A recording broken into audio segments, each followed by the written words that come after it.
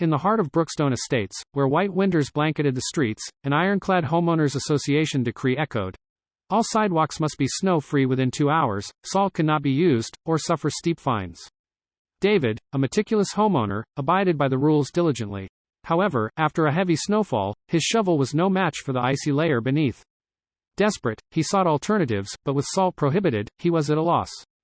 Despite his frantic efforts, the 2-hour deadline passed, and the HOA issued a hefty fine. Frustrated and disheartened, David realized the harsh reality of HOA regulations. With a heavy sigh, he trudged through the snow, resigned to the bitter consequences of nature's wrath and stringent rules. Subscribe. We read original stories on our channel. Check it out now.